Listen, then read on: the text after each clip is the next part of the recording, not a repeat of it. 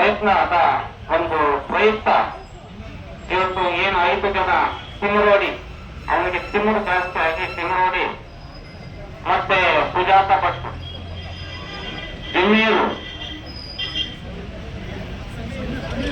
ಸಮೀರು, ಜಯಂತು, ಆಮೇಲೆ ಇನ್ನ ಹಲವಾರು ಅದರ ಹಿಂದೆ ಗಿರೀಶ್ ಮಠಣ ನೋಡ, ಅವನ ಅಯೋಗ್ಯ, ಅವನಿಗೆ ಒಂದು ಸ್ವತಂತ್ರ ಹುದ್ದೆ ಕೂಡ ಸಿಕ್ಕಿ ಅದನ್ನ ರಾಜೀನಾಮೆ ಕೊಟ್ಟು ಎಲ್ಲೆಲ್ಲಿ ಹೋಗಿ ಬಾಂಬ್ ಬಿಟ್ಟಂತವನು.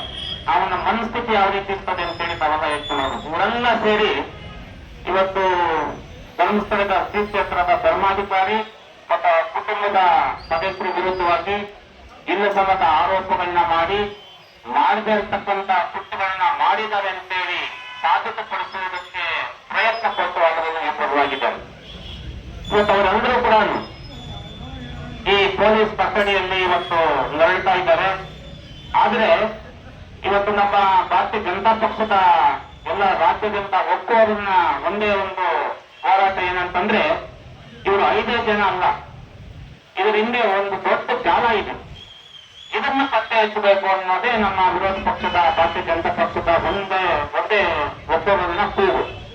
ಇವತ್ತು 5 ಜನಕ್ಕೆ ಸೀಮಿತ ಆಗಿಲ್ಲ. ಇದು ಅವನು ಚಿನ್ನಯ್ಯ ಅಂತ ಹೇಳ್ತಾನೆ, ನನಗೆ 5 ಲಕ್ಷ ಕೊಟ್ಟರು ನಾನು ಈ ತರ ಹೇಳು ಅಂತೇಳಿ ಅವನು ಮೀಡಿಯಾ ಮುಂದೆ ಹೇಳ್ತಾನೆ, SIT ಅಧಿಕಾರಿಗಳ ಮುಂದೆ ಒಪ್ಕೊಳ್ತಾನೆ. ಇವತ್ತು ಕಾಂಗ್ರೆಸ್ ಪಕ್ಷ ಏನು ಸರ್ಕಾರ ಇವತ್ತಿದೆ ಕರ್ನಾಟಕದಲ್ಲಿ, SITಗೆ ಒಪ್ಪಿಸಲಿಕ್ಕೆ ಇವರಿಗೆ 3-4 ತಿಂಗಳು ಹೋರಾಟ ಮಾಡಬೇಕಾಯಿತು. ಇವರು ಪ್ರಾಮಾಣಿಕವಾಗಿ ಅವರು ವಿರೋಧವಾಗಿ ಇದ್ದಿದ್ದೇ ಆಗಿದ್ರೆ ಇವರು ಶ್ರೀ ಕ್ಷೇತ್ರದ ಬಗ್ಗೆ ಈ ತರ ತಪ್ಪು ಮಾಹಿತಿ, ತಪ್ಪು ಸಂದೇಶನ ಸಾರ್ವಜನಿಕರಿಗೆ ಕೊಡುವಂತ ಸಂದರ್ಭದಲ್ಲಿ ಇಮಿಡಿಯೇಟ್ ಆಗಿ SITಗೆ ಒಪ್ಪಿಸಿ ಅವ್ರನ್ನ ಬಂಧಿಸುವಂತ ಕೆಲಸ ಮಾಡಿದ್ರೆ ಅದು ನಿಮ್ಮ ಪ್ರಾಥಮಿಕವಾಗಿ ಇದು ನಿಲ್ತಾ ಇತ್ತು.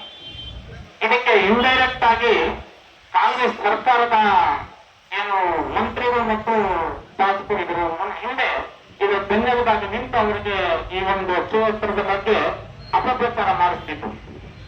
ಅವರು ಮುಂದೆ ತನಿಖೆ ನಡೆಸಿದ್ದೆ ಆದ್ರೆ ಇದ್ರ ಹಿಂದೆ ಇರ್ತಕ್ಕಂಥ ಜಾಲನ್ನ ಪತ್ತೆ ಹಚ್ಚಿ ಯಶಸ್ವಿ ಆಗ್ತಾರೆ. ಅದಕ್ಕೂ ಕೂಡ SIT ಅಧಿಕಾರಿಗಳಿಗೆ ಮುಕ್ತವಾದ ಒಂದು ಅವಕಾಶವನ್ನ ತನಿಖೆ ಮಾಡಲಿಕ್ಕೆ ಈ ಸರ್ಕಾರ ಬಿಡ್ತಾ ಇಲ್ಲ. ಅದಕ್ಕೆ ಅವರಿಗೆ ಮುಕ್ತವಾದ ತನಿಖೆ ನಡೆಸಲಿಕ್ಕೆ ಸರ್ಕಾರ ಅವಕಾಶ ಮಾಡಿಕೊಡ್ಬೇಕು. ಈ ಒಂದು 5-6 ಜನ ಏನಿದ್ದಾರೆ ಇದರ ಹಿಂದೆ ಇರ್ತಕ್ಕಂಥ ಜಾಲವನ್ನ ಪತ್ತೆ ಹಚ್ಚಬೇಕು. ಭಾರತ ದೇಶದಲ್ಲಿ ಅದರಲ್ಲೂ ನಮ್ಮ ವಿಶೇಷವಾಗಿ ನಮ್ಮ ಕರ್ನಾಟಕದ 7 ಕೋಟಿ ಜನ ಇವತ್ತು ಧರ್ಮಸ್ಥಳ ಶ್ರೀ ಕ್ಷೇತ್ರದ ಭಕ್ತರು ಕೋಟ್ಯಾಂತರ ಜನ ಇದ್ದಾರೆ.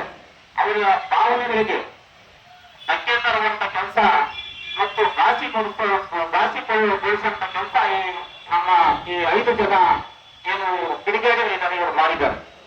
ಆದ್ರೆ ಧರ್ಮಸ್ಥಳದ ಪೂರ್ವಾಧಿಕಾರಿಗಳು ಏನು ವೀರೇಂದ್ರ ಹೆಗ್ಡೆ ಅವರು ಅನಾದಿ ಕಾಲದಿಂದ ಅವರ ಕುಟುಂಬದ ಸದಸ್ಯರು ಅವರು ಜೈನ ಧರ್ಮಕ್ಕೆ ಸೇರಿದ್ರು ಕೂಡ ಇವತ್ತು ಹಿಂದೂ ಧರ್ಮವನ್ನ ಎತ್ತುವಂತ ಕೆಲಸ, ಹಿಂದೂ ಧರ್ಮವನ್ನ ಸಾರುವಂತ ಕೆಲಸ ಸಾರ್ವತ್ರಿಕವಾಗಿ ಅವ್ರು ಮಾಡ್ಕೊಂಡು ಬರ್ತಾನೆ ಇದ್ದಾರೆ.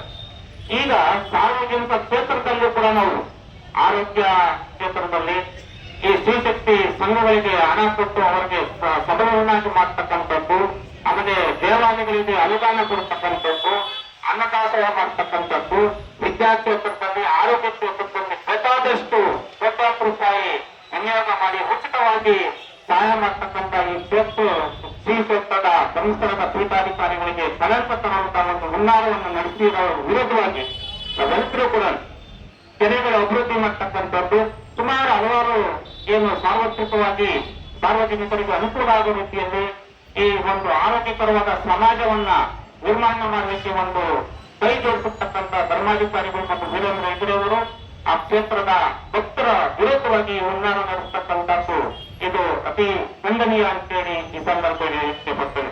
ಹಾಗಾಗಿ ಇಂಥವರ ವಿರುದ್ಧವಾಗಿ ಕಠಿಣ ಕ್ರಮ ಜರುಗಿಸಬೇಕು. ಮುಂದೆ ಇದು ಮುಂದುವರೆದಿದ್ದೇ ಆದರೆ ಉಗ್ರವಾದ ಹೋರಾಟವನ್ನ ರಾಜ್ಯಾದ್ಯಂತ ಹಮ್ಮಿಕೊಳ್ಳಲಿಕ್ಕೆ ನಮ್ಮ ರಾಜ್ಯಾಧ್ಯಕ್ಷರು ಮತ್ತು ರಾಜ್ಯದ ಮತ್ತು ರಾಷ್ಟ್ರದ ನಾಯಕರು ಕೂಡ ಇದಕ್ಕೆ ಕೈ ಜೋಡಿಸುವಂತ ಸಂಭವ ಮುಂದೆ ಇದೆ. ಹಾಗಾಗಿ ಇಲ್ಲಿಗೆ ಇದನ್ನ ನಿಲ್ಲಿಸಬೇಕು. ಏನಿವತ್ತು ಹಿಂದೂ ಧರ್ಮದ ಮೇಲೆ ಏನು ಈಗ ದೌರ್ಜನ್ಯ ನಡೆಯುತ್ತಿದೆ, ಇದು ಸುಮಾರು 106 ವರ್ಷಗಳಿಂದ ಹಿಡಿದು ಇವತ್ತು ಹಂಪಿ, ನಮ್ಮ ಏನೇನು ಪಟ್ಟದಕಲ್ಲು, ಐಹೊಳೆ ಸುಮಾರು ಹಿಂದೂ ದೇವಾಲಯಗಳ ಮೇಲೆ ಅನ್ಯ ಧರ್ಮದವರು ಇವತ್ತು ದೌರ್ಜನ್ಯ ನಡೆಸಿ ವಿಕೃತಗೊಳಿಸಿ ಏನು ನಮ್ಮ ಇದು ದೇವಾಲಯಗಳನ್ನ ಮಾಡ್ಕೊಂಡು ಬಂದಿದ್ದಾರೆ. ಮೊಹಮ್ಮದ್ ಗಜ್ನಿ 17 ಸಾರಿ ನಮ್ಮ ದೇಶಕ್ಕೆ ಬಂದ ತಪ್ಪು ತಿಳುವಳಿಕೆ ಕೊಡ್ತಕ್ಕಂತ ಒಂದು ಸಂದೇಶವನ್ನು ಸಾರ್ವಜನಿಕರಲ್ಲಿ ಬಿತ್ತುತ್ತಾ ಇದ್ದಾರೆ. ಇಂತಹ ವಿರುದ್ಧವಾಗಿ ಕಠಿಣವಾದ ಕ್ರಮ ಜರುಗಿಸಬೇಕು ಅಂತೇಳಿ ನಮ್ಮ ಭಾರತೀಯ ಜನತಾ ಪಕ್ಷದ ತಾಲೂಕಿನ ಎಲ್ಲ ಮುಖಂಡರು ಮತ್ತು ಕಾರ್ಯಕರ್ತರ ಒತ್ತಡಗಳ ಸಂದೇಶ ಆಗಿದೆ.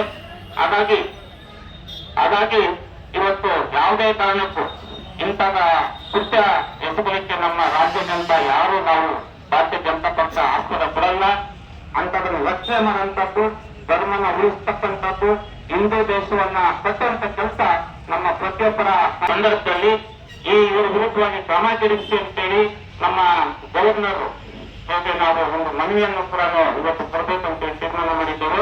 ಈಗ ದಂಡಾಧಿಕಾರಿಗೆ ಬಂದ್ರೆ ಆ ಮನವಿಯನ್ನು ಕೂಡ ಈ ಒಂದು ಪ್ರತಿಭಟನೆ ಮುಖೇನ ಅವರಿಗೆ ತಲುಪಿಸುವಂತ ಕೆಲಸ ನಾವು ಮಾಡಬೇಕು. ಹಾಗಾಗಿ ಇವತ್ತು ಧರ್ಮಸ್ಥಳದಲ್ಲಿ 1ನೇ ತಾರೀಕು ನಾವು ಧರ್ಮಸ್ಥಳ ಚಲೋ ಅಂತೇಳಿ ಭಾರತೀಯ ಜನತಾ ಪಕ್ಷ ಕರೆ ಕೊಟ್ಟಿದೆ. ಎಲ್ಲ 31ನೇ ತಾರೀಕು ನಾವೆಲ್ಲ ಸುಮಾರು ಒಂದು 100 ಕಾರು ಮಾನವರಿಂದ ಹೋಗೋದಿದ್ದೇವೆ. ಎಲ್ಲರೂ ಕೂಡ ನಾವು ಸನ್ನದ್ಧರಾಗಬೇಕು. 2ನೇ ತಾರೀಕು ಆ ಸಮಾವೇಶದಲ್ಲಿ ನಾವೆಲ್ಲರೂ ಕೂಡ ಭಾಗಿಯಾಗಬೇಕು ಅಂತೇಳಿ ಈ 1ನೇ ತಾರೀಕು 31ನೇ ತಾರೀಕು ನಾವು ಬಿಡೋದು. 1ನೇ ತಾರೀಕು 2 ಗಂಟೆಗೆ ಸಮಾವೇಶ ಇದೆ. ಆ ಸಮಾವೇಶದಲ್ಲಿ ನಾವೆಲ್ಲರೂ ಕೂಡ ಭಾಗಿಯಾಗಬೇಕು ಅಂತೇಳಿ ಮುಖ್ಯನ ತಮಗೆ ಮನವಿ ಮಾಡ್ತಾ ಇನ್ನೆಲ್ಲ ನಮ್ಮ ಹಲವಾರು ಈ ಶ್ರೀಶಕ್ತಿ ಸಂಘಗಳು ಮತ್ತು ಧರ್ಮಸ್ಥಳ ಸಂಘಗಳವರು, ನಮ್ಮ ಭಾರತೀಯ ಜನತಾ ಪಕ್ಷದ ಎಲ್ಲ ಮೋರ್ಚಾ ಅಧ್ಯಕ್ಷರು, ಕಾರ್ಯಕರ್ತರು, ವಿವಿಧ ಪಕ್ಷಗಳ ಮುಖಂಡರುಗಳು ಮತ್ತು ನಮ್ಮ ಪಕ್ಷದ ಪ್ರಾಮಾಣಿಕ ಏನು ಮುಖಂಡರು ಮತ್ತೆ ಸ್ನೇಹಿತರು ಬಂದಿದ್ದೀರಿ. ತಮ್ಮೆಲ್ಲರೂ